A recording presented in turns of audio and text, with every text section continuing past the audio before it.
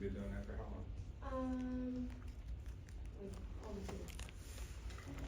How do you enjoy it? I love it, awesome. Yeah? Running efficiently? Yep. Alright. Who else? Where you work as a server right now? At a restaurant? Yeah. Oh, what kind of restaurant? Yeah, German one. German restaurant. Okay, how do you enjoy that? I've been liking it. I like it. Yeah. How's it run? Is it run efficiently in your opinion? Could it be better? Or I some believe issues? it's improved, yeah, it's a lot over the years. Okay. Who else? What do you do? I work on campus at CougarNet. Oh, okay, you work in Cougar. Yeah. How's that experience? It's fun. There's a lot going on every day, so you stay busy. Now tell me, because I've had to deal with them a few times, do you feel that they run effectively and efficiently? It can be hard a little times, but we're working on it. What can improve the process, just off the top of your head? Yeah, right now we just have, we're training a lot of new employees, and so there's been a lot of turnover in the last year, Okay. so. All right, so high turnover and training. Who else? Joe, what do you do? I work at the subway here on campus, Oh, you over here. down in the KCC. Yeah. Okay. How's that? It works all right. I do my best. I've been working with Subway for 5 years, here for 3, so I've seen a lot. Now, your specific subway, you feel like it runs pretty efficiently? We only have 3 people, so it's hard for it not to run efficiently. Alright. And you don't have a really high demand, or you do at certain times of the day? At certain times of the day, yeah. Okay. What do you do in those times of the day? You just work harder, or you do a Yeah, we different work- method, or? Work harder, work faster, Okay, try and push through people as fast as we can. okay. Do you get more complaints when you do that? Nope. No?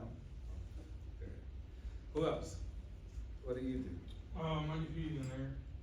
What's that? Heating and air, like Oh, you do heat? installation. Oh, okay. Yeah. So kind of HVAC stuff? Yeah.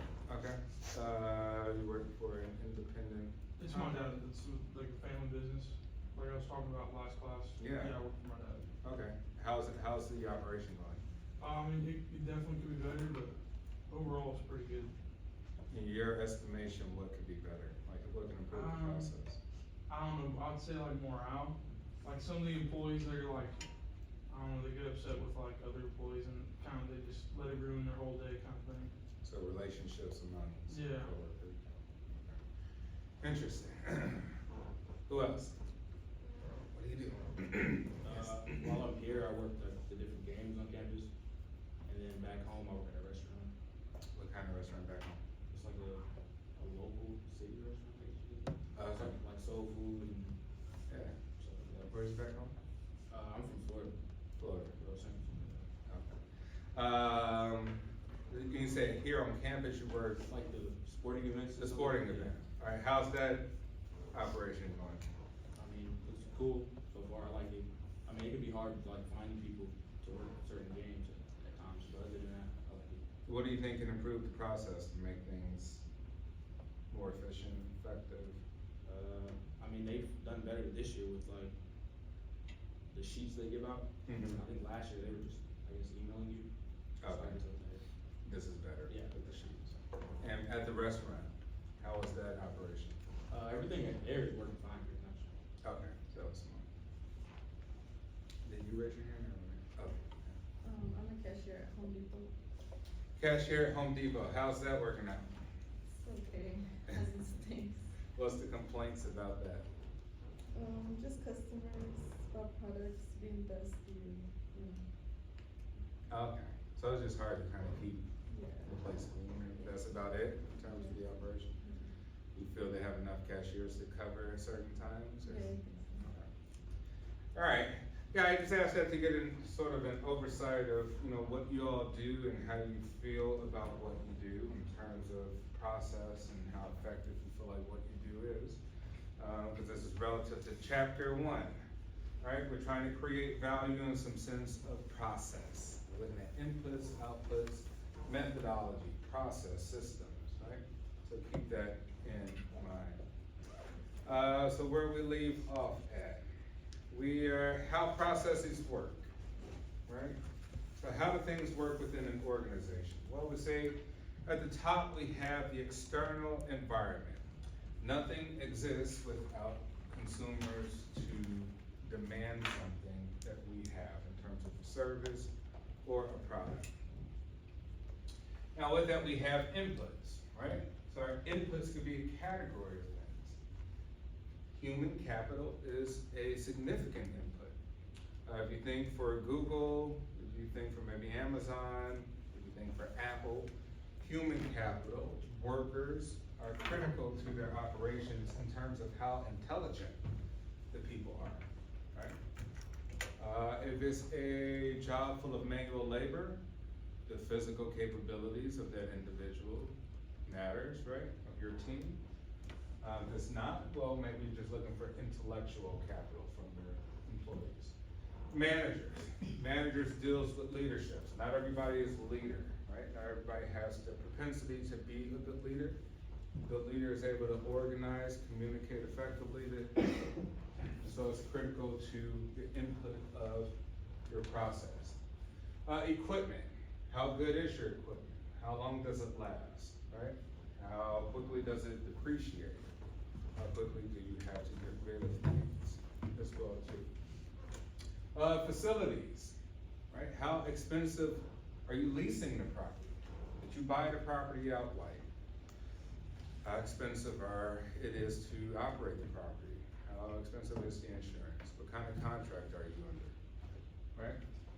Very critical. Even think of like with Apple. Apple used to have most of their retail locations in malls. They didn't have physical standalone retail locations. Why do you think Apple started building these really nice buildings to house all their retail operations in? What do you think? What's the value in Apple creating these wonderfully looking standalone stores instead of just going inside of a mall and leasing a little space? Yes? It makes it feel more luxurious than going into the mall. Absolutely, right? You say, well, Apple's a luxury. In essence, Apple is a luxury product, right? In some way. They're definitely paying a premium for something. Design, simplicity, right? Apple owns the operating software as opposed to say Android, more open source things. Apple feels that a few operational things. Maybe if we, as a business operation, we purchase these really beautiful buildings in really great locations, that our holding of real estate will actually affect our bottom line in a more beneficial way, right? That the increase of the value of the property itself skyrockets, people have better experiences, they identify with going to a standalone Apple store instead of going to the mall. It's sort of a secondary thing, stopping by the Apple store, right? So there was value in how Apple viewed having standalone retail operations as opposed to being in the mall. Materials, right? We think of the things that maybe go into building something, such as maybe Tesla vehicles, right? And there's a lot of complaints, say, with Tesla vehicles. They say the build quality is not that great. So why would Tesla say, you know what? Yeah, we do get the idea that people think the build quality is not that great. Why would we continue with not changing it, right? So we're not gonna change it. We're not gonna change it because that effectively will change the cost of a Tesla to make the build quality better, decrease demand. So we'll leave it as is because it doesn't appear to be that big of a problem. But materials are critical for a good process, right? The quality of materials, where you're sourcing them from. Land can be a thing as well too. If you have an operation where you're extracting, say, oil reserves, right, to refine, obviously land is critical to a geographical location. The land itself, maybe the location is important because you have to be housed near things, maybe shipment sites that are close. So the further the distance is between locations, the more expensive it becomes to transport things from point A to point B, right? Distribution warehouses, shipping warehouses, think of maybe like Amazon as they explore into the suburbs in the Chicagoland area. They're very strategic in where they place themselves. And then energy, right? Energy is extremely expensive these days, so how you go about utilizing your energy will effectively hurt or help your bottom line. And then we have information on performance and outputs, what ultimately leads to going to our customers, right? So we wanna have information on how we perform. How quickly does the product go from point A to point B, from the beginning to the end? How quickly are you working? Say maybe at Subway, right? They have cameras. Maybe they monitor to see how quickly an employee produces a sandwich. Actually, corporate in many stores will come in and actually time you during your inspection because they'll do internal inspections. They'll time typically your manager. They'll have somebody stand in front of them with a stopwatch and make sure you can make a sandwich in under 2 minutes. Wow. That's our time frame is 2 That's your minutes time per frame. sandwich. Anyone else? Anyone else at your operations, the restaurants or anything, would there be some sort of assessment on how you perform, performance assessment, or any of your other jobs? Have you faced any sort of evaluation on performance or anything? What about an HVAC? I mean, like when people are new, they don't really have like somebody watch them do it. Like my dad doesn't watch people do anything, but like whoever they're working with, you'll ask them how they're doing. And if they're not doing good, like after 9 days, like you'll usually let them go. Yeah. So you think of that like, hey, we can use instrumentation, or we're using word of mouth, right? Yeah. Hey, just tell me, this guy, can he do the job or not? Yeah. He sucks at doing this, but he's good at doing this, right? So we need information on performance, right? Because essentially you're hurting the business if, you know, somebody trusted comes and says, this guy, you know, we gotta get him out of there. Or if we're at Subway and someone comes in and time us, we're like, hey, we got averages from other stores and other managers and you don't meet the criteria, so therefore, either we're gonna look at you on a more strict basis because you're hurting our bottom line. Right, and then so we have processes and operations. So we're just trying to figure out, hey, what's 1, what's 2, 3, 4, 5, 6, what have you, and where in that cycle of operations do we have pitfalls? Where could we improve? We as an organization always want to get better. You're always projecting better sales. You're always projecting something better next quarter, next year. And you're constantly pushing the envelope on every single sort of aspect of your process, right? What can we eliminate? What can we have? What can we extract? Et cetera, et cetera. All right, every process and every person in an organization has customers. We have external customers. Obviously, we can think of people on the outside. Who are external customers?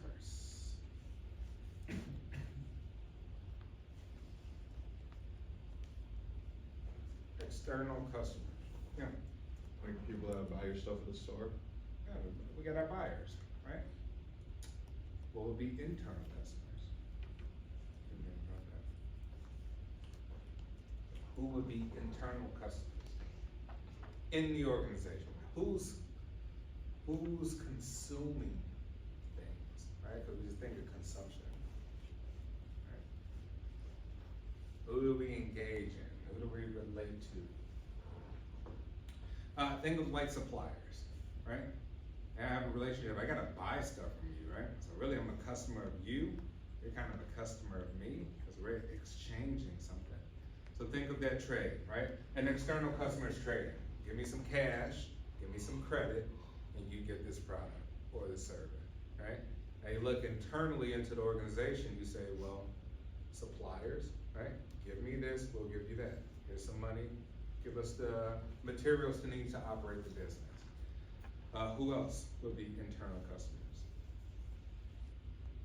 Like employees that buy stock? Yeah, employees that buy something. Employees in general, right? Employees that we're all consuming in some way. They're consuming by taking some income from us, we're using in consumption for their labor, right? So we're consuming their labor. So think of really anybody related to the operations of the business, suppliers, employees, managers, et cetera, and maybe even shareholders, right? So we're talking about even shareholders, like they consume the value, which we call stock, in this company. They have an interest in this company and how it operates.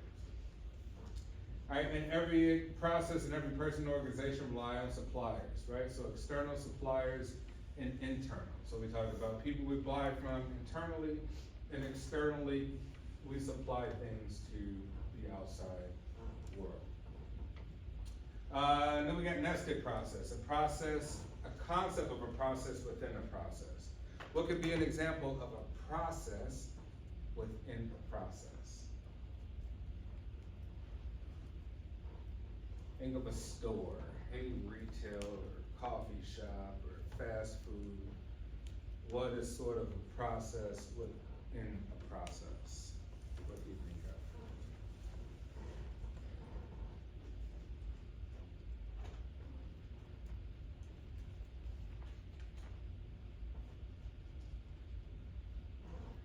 Any ideas? Yes. Maybe returning something. I would say is because in Target, where I work at, when you return, for example, if you return something, obviously the process of returning that is based on the customer, right? But then you're also putting it into the system that an item from the customer is being put back to the shelf, or probably being processed into, like, for example, if the product's broken, we're putting that process into another, like, I guess, bin, where I guess a vendor or someone else picks that broken item and replaces it with a new one that may come in later on in the truck. Awesome. Yeah, that's an excellent example. You say the product of purchasing also may involve, the process of purchasing also may involve the process of returning, right? So like this is a whole different process, all surrounding around buying the product, right? Because maybe now we got a warranty on the product, right? So you return it at a certain time if something happens. Maybe it's a defective product, right? Like there's a whole nother set of steps, right? Do you have a receipt? Do you show proof of purchase? We gotta just maybe put it in the bin if it's defective. If it's still good, we put it back on the shelf to be sold again at a different time. So, yes, so think of that. Even purchasing has a separate process because it may involve returning. So that's a nested process. Service and manufacturing processes. These differ across nature of output and degree of customer contact. And there's a continuum of characteristics of manufacturing and service processing, such as, they're given here kind of two different directions we could go, right? More like a manufacturing process and more like a service process, right? We could say maybe there's something of a hybrid that involves service and manufacturing. What's an example of that? Something that involves manufacturing, but actually still providing a service as well too. What companies engage in that, or what industries, or what markets?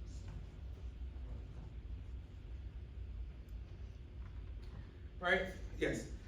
Subway, you're manufacturing something, you're making a sandwich, but then you're providing a service because somebody pays you for a sandwich. Absolutely, right? So we'd say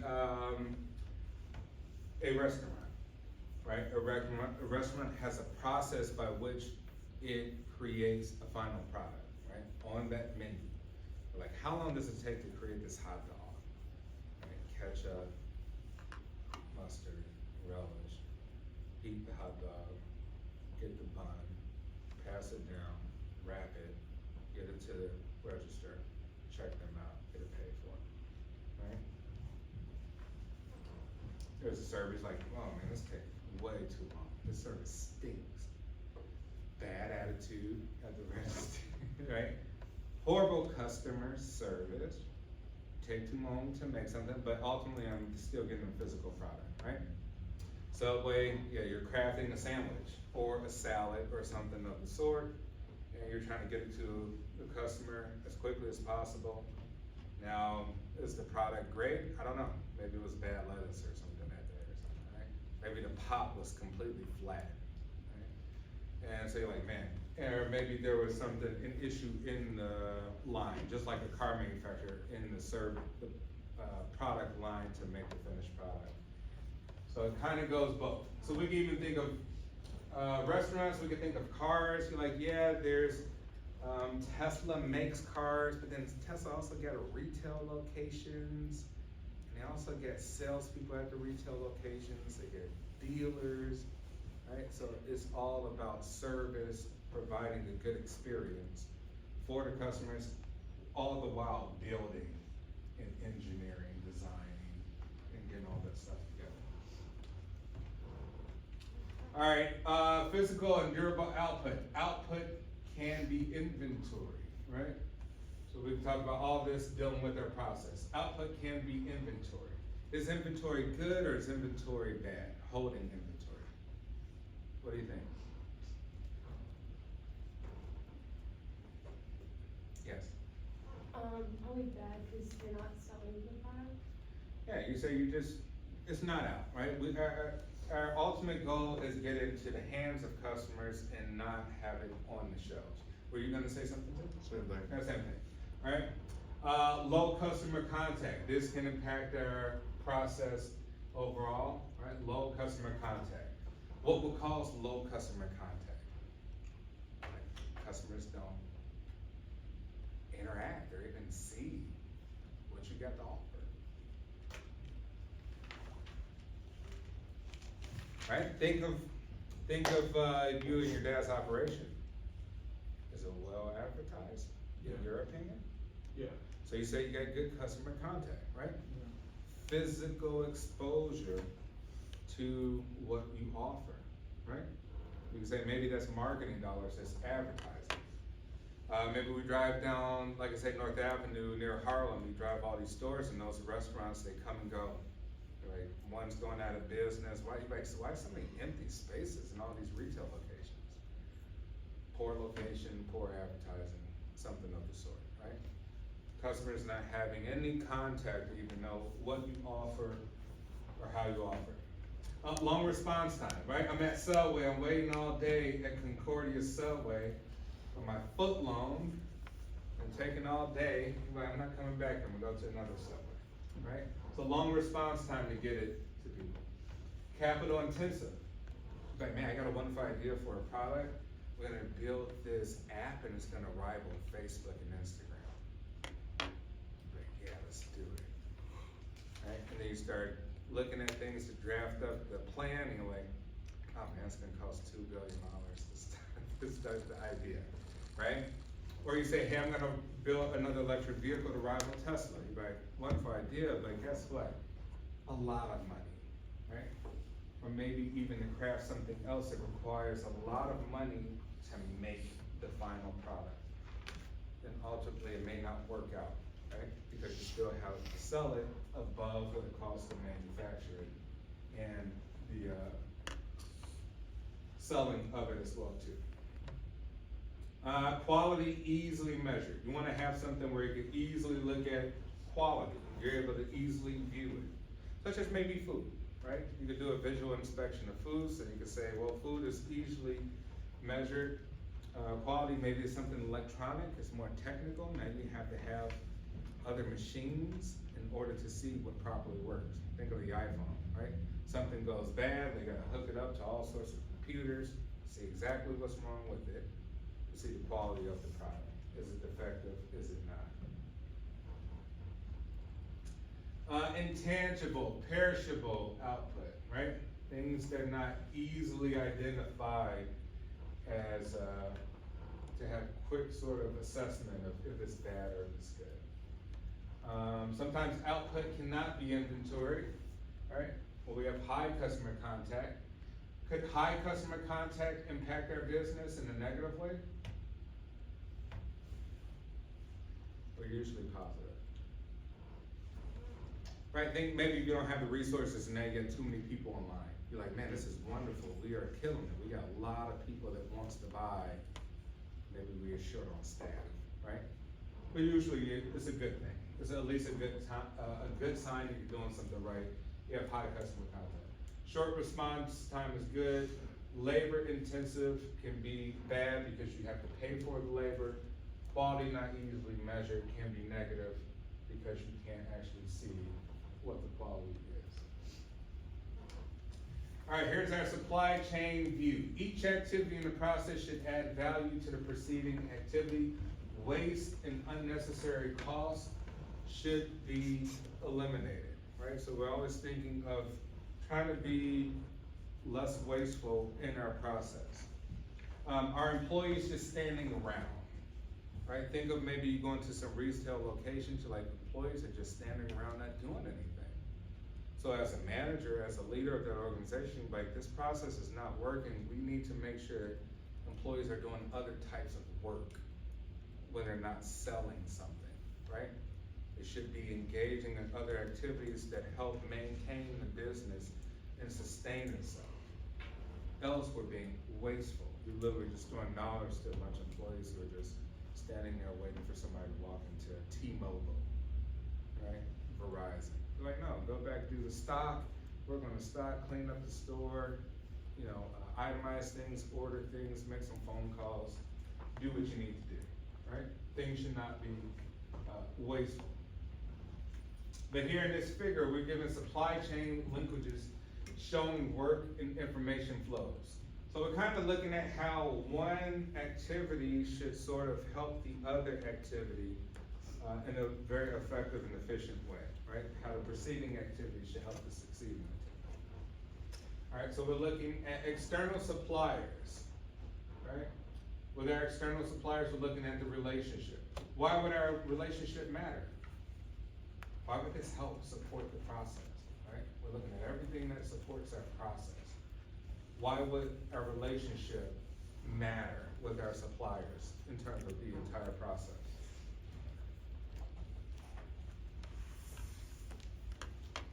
I mean, you want your suppliers to give you your stuff on time and like good quality, so you wanna have a good relationship with them. Yeah, you're like, you know what? Our suppliers got other customers, right? We're a customer of our supplier, right? So we wanna be a good customer of our supplier, so maybe if things go bad, our supplier's gonna look out for us, right? Just like any other relationship in life. You're like, no, that's my real friend. These are just people who I talk to, right? You're gonna look out for person you have a good relationship with. Who thinks this? Yes. If you're not a good customer, if you're late on paying your bills, your supplier might not wanna work with you anymore. They might just say, you're always late paying, you know, whatever bill we give you, we can't work with you anymore because we're losing money. You buy, hey, you don't pay and you don't pay on time. And if you're not paying on time, customer, right, who produces something, we gotta make up for that money. We gotta pay, right? It's almost like a landlord and having a tenant that don't pay on time. Like, I still gotta pay this mortgage, right, on this property. So you're late, I'm not gonna be treating you very good, right? As a matter of fact, I'm probably gonna cut this relationship in the future. Right? So it's important, because they help us to get what we need quicker and may even get a discount. We're like, hey, you know what? You've been a customer of us for 10 years. With that being said, we love your business, we trust you, you do pay on time, we cut you 20% off, right? And you're like, well, guess what? Our competitors also get from the same supplier, but they got a bad relationship. They don't pay on time, they're not friendly with them. They're not getting 20% off. So we're getting 20% off, that could translate into 20% profit, right? For us as a business operation, right? So those relationships are important because effectively they help us create profit margin. Right? And then we say, well, new service and product development, right? We say, well, all right, well, jumping from supplier relationship, we got new service or product development and order fulfillment process. So we say if we could get it quickly from our suppliers, because we got a good relationship, we could fulfill orders quickly, right? You go on Amazon or whatnot, you order something, you expect it to come to your house as quickly as possible. Hopefully Amazon doesn't have an issue getting it from wherever they're getting it from. And if they do, you might email Amazon and be like, you know what, can I get a refund? Because this took longer than the one-day shipping that I paid for. And Amazon's like, yeah, you get a refund, here's your money back, or What about the money Amazon wants, right? They're not getting their orders fulfilled effectively because of that supplier relationship. And so therefore Amazon may do away with the supplier too, right? Because so the supplier's not having a good relationship with Amazon as well too, right? And then new service and product development. If we're building something new or developing a product, time is of the essence, right? Because we have competitors who are also maybe coming out with something new. Think of microchips and processors between Samsung and Apple. They're both trying to roll out this device and plan a year ahead to roll out for the next phone in September, October, right? In order to get what they need to go into the phone appropriately, they're probably getting it from the same supplier, right? It could be Intel, it could be someone else, right? And so if there's a new service or product coming out, very important that they have a good relationship. So they wanna pay on time and do that so they can help get their product out before Apple wants to beat Samsung quickly, get the product. Maybe the phone has sort of the same components, slightly tweaked camera features, battery life, but whoever gets it out first probably gets more money, right? Usually that's how it works, usually, right? Whoever comes out with first usually ends up with more money, right? So you wanna be first. And all this goes into our customer relationship process. So our customers will suffer. Our customers will suffer if anything in this chain suffers. Our customer suffers because we don't have what they need, right? Or we got a crappy product because things are defective from our suppliers. And ultimately, that will lessen our demand, right? People will complain, stop purchasing the thing, stop showing up to the store if there's an issue within that process. Any questions so far?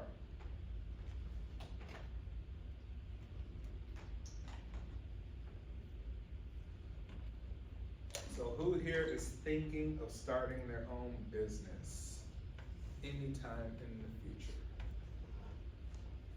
Let me hear the ideas. Go ahead now. I don't know exactly, but I love working with dogs, so I kinda like wanna own my own like shelter type thing. A dog shelter. Yeah. So you're just gonna house them, just like a kennel? I don't know yet. I think I wanna do that and also like dog grooming and like, so like if people like go out of town, they can like leave their dog with like us and stuff. Yeah, like a doggy daycare too, Yeah. right? Maybe different aspects, right? So Yeah.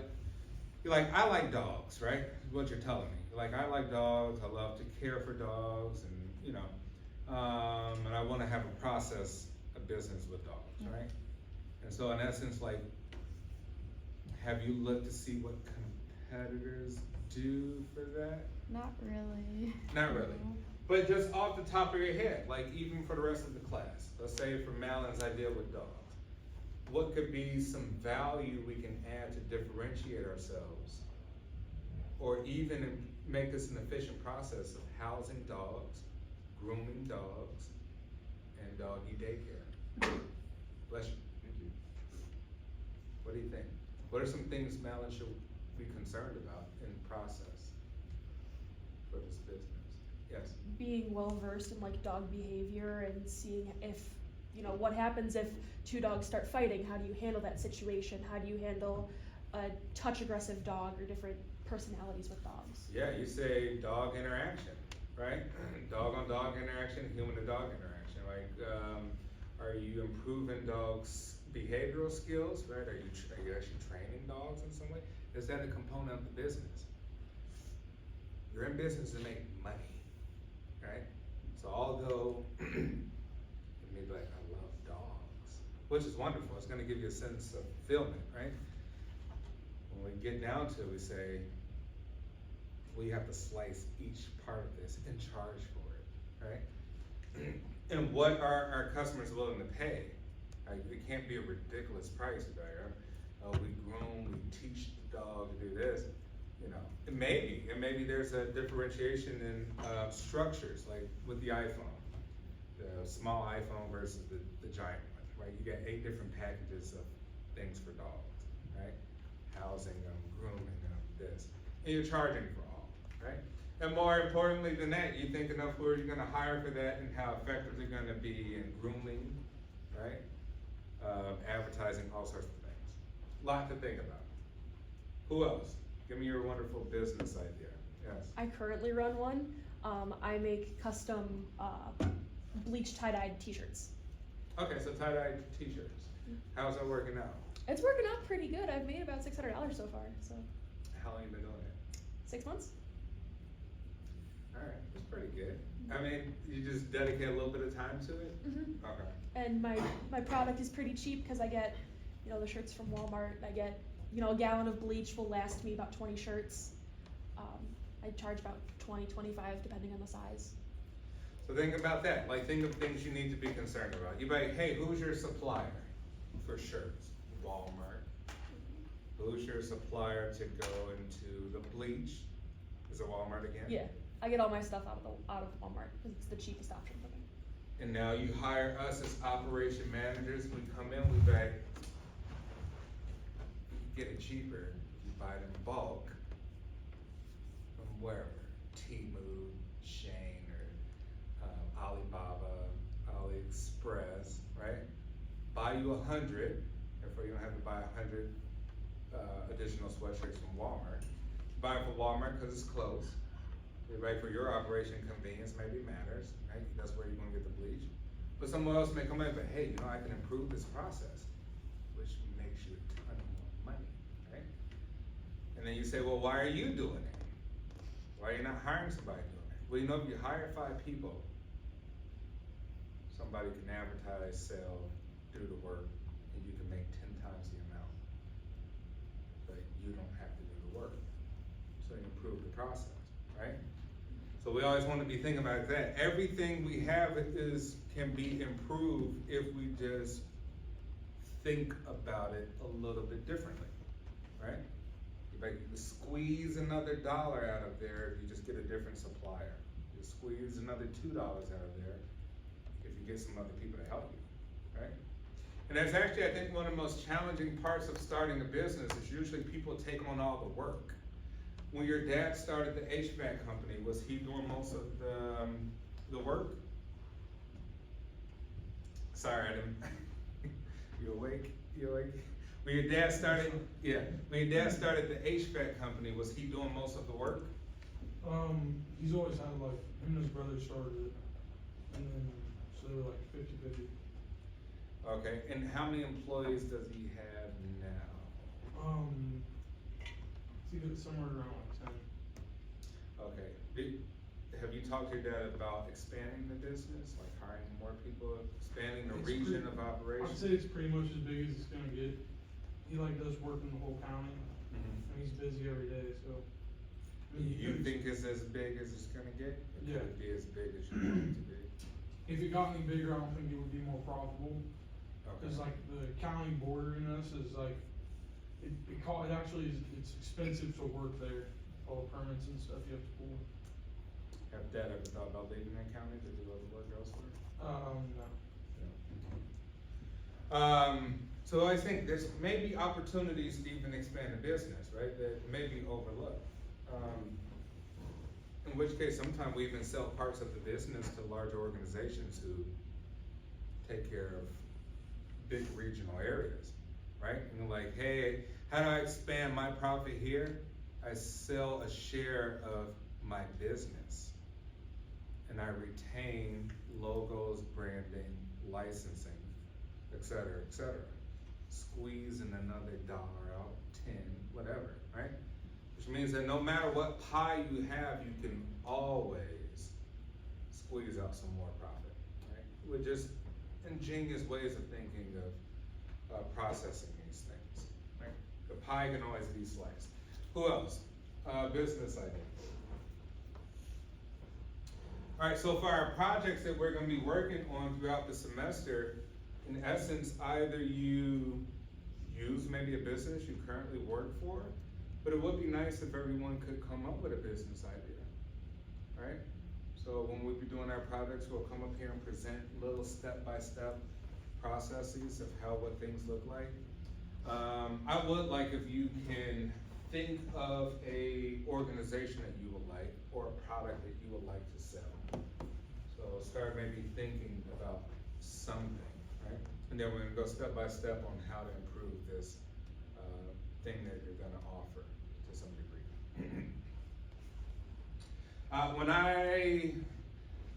So I also teach at Dominican, right? So I teach at Dominican, I teach at Harvard, and so in the summertime I teach online.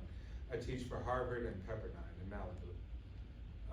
But when I was an MBA student at Dominican, I was always thinking about process of like even going to school, right? I kind of thought school was, a hassle, right? But I was like, it's a necessary thing, especially like getting your MBA. It's kind of necessary for being like an executive, a CEO, chief marketing officer or something. And so I'm like, well, in my process of school, what could I do to make money, right? So at the time when I was at Dominican, I never purchased a textbook. But I knew a lot of people worked for the publishers, and I got all the books, and I sold them to all the students. I made $30,000 as an MBA student selling books to all my classmates, right? And then the professors were like, I don't know, sounds a little unethical or whatever. I'm like, yeah, maybe so, but we're here to make money. That's what I told them. We're here to be sharks, right? And I didn't do anything, I would say illegal or anything, but, because I knew people at the publishers. So I was able to just basically get things for little to no money and resell it, right?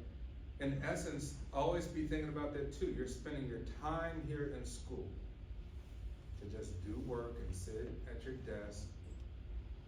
Really, what else could you be doing in the time being, right? To make money. Because we do have the Zuckerbergs and the Bill Gates, and they were at Harvard. They're like, yeah, I'm doing work and listening to professors all day, but they're like, yeah, I'm working on a project. What's your project called? Facebook. We should all be working on a project, right?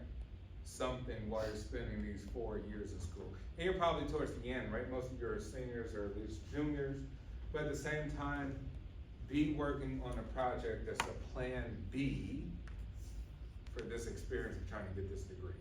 The degree's plan A, right? To get a job or, move up in the company that you work for. But have a side project. Because you're in business, so you gotta be thinking money, money, money. You don't wanna be money hungry, but you should be thinking, being resourceful with your time, right? You get free labor here. So, well, how do you get that process? I don't know. Look at all the free employees you got here, right? If you linked up and started a great idea, and people say, hey, I want part of that. All right, you're gonna be the chief marketing officer. Yeah, I'm gonna give you VP. I'll be the CEO. You'll be the tech guy. You'll be the accountant. You'll be this, because that's what you're majoring in, right? You major in accounting, you know accounting, you major in finance. We're gonna do reinvestments with your intelligence, your human capital. So even in your own personal life, think of your process. Like, is my process going from point A to point B, no degree to degree? Is it effective? Is it efficient? Could I be making a ton of money while I'm in school?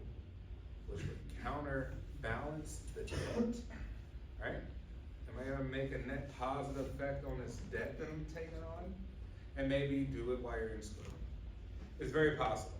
Oh, but anyway, so when, after I got my undergrad, I went to work for the Blackstone Group and had this really cool office on Michigan and Wacker, overlooking the Chicago River. And I immediately realized, I was like, man, this sucks. I thought it was the greatest ever at first. I was like, man, look at the view. I got my own office. This is it. And then all the other people that work there, like kind of older, and they would just talk about the same stuff every day, like going to Home Depot, working on their house, their kids. And I realized that wasn't for me, right? I was like, this is not for me. Sounds great, right? Because usually things are very idealistic. But once you get the reality of it, you realize it's not as good as you thought. And so I started my own company, and I was like, well, what am I interested in? Real estate. I'm like, I don't have any money for real estate. Real estate requires money, right?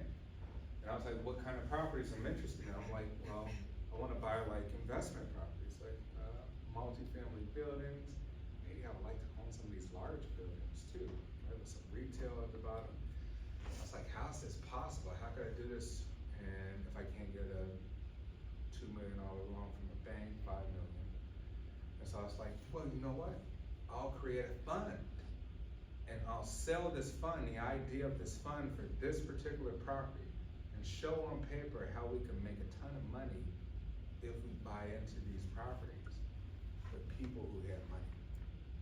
And that's how I started my company, which is private equity, right? And I was able to get funding from people who actually have money, and people with money need to invest it. They don't want their money just sitting. So yeah, they could buy index funds, stocks, bonds, Bitcoin, whatever, but they like to diversify their portfolio, right? It's a natural thing we like to do. And they were looking for some real estate holdings, because they're like, if the market falls for these things, for stocks and bonds, counterbalance with real estate. And so therefore I was able to achieve that with little to no money, right? Just slicing the pie on observing something to say, what am I overlooking?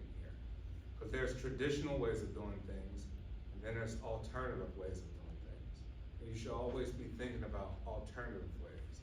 Because your competitors, everybody else is thinking of the common way, go to the bank, write a business plan, yada, yada, yada. That takes time, and everybody's doing that. But there's usually a quicker way of doing something. So I say all that to say, hey, think of your personal life and your process. Are you overlooking alternative ways of thinking about this school journey, this debt, how you're gonna make money, income, and all the, you know, great things that you wanna do, whatever your idea is, right? The dog thing, awesome idea. Yeah. Could be $1 billion business, right? If ran effectively, efficiently, and very creatively. Let's see.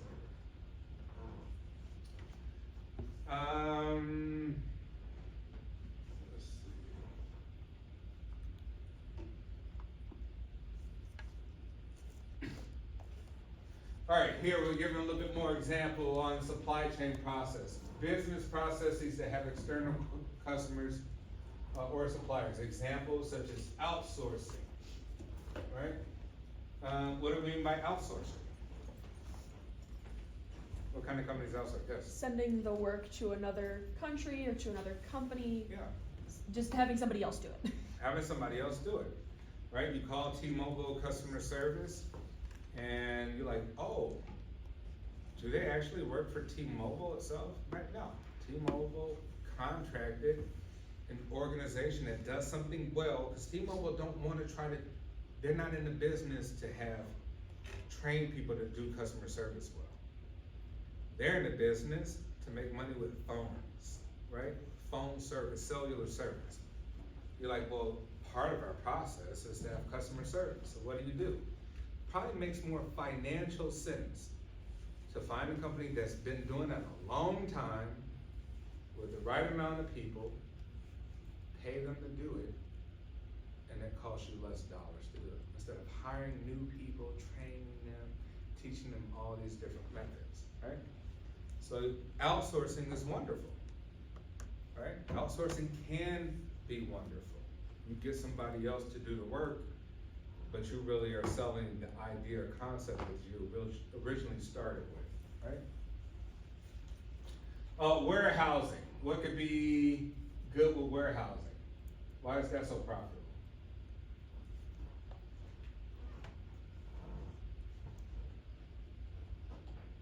Right? You think large scale operations may have a ton of inventory that they can't hold at their physical location, right? There's a need for that too. But where are you gonna house, if you're manufacturing cars or something and you run out of space, where are you gonna house the additional stuff? There's people that just house things, right? Just house inventory for businesses. Think of even on a personal level, like a storage facility. They're housing your stuff, right? You pay them because you don't have the space to house something at your house or your apartment, in your garage or something of the sort. And they make a ton of money from that, right? sourcing, customer service, logistics, right? So you may hire a company to look at your logistics and make things more efficient, cross-docking, etc. And we'll end off with this, operations strategy. The means by which operations implements firm's corporate strategy and helps build a customer-driven firm, right? So at the top, you have your corporate strategy, mission, your drives to complete sales goals, and your operations by which you implement that at a lower level in the actual operations. All right, I'll try to have like a group assignment, in-class assignment next class, so we can kind of break up lecture. But if there's no more questions, everyone, enjoy the rest of your day. Something tells me this course is not gonna be very homework heavy, but it's gonna be like interviews.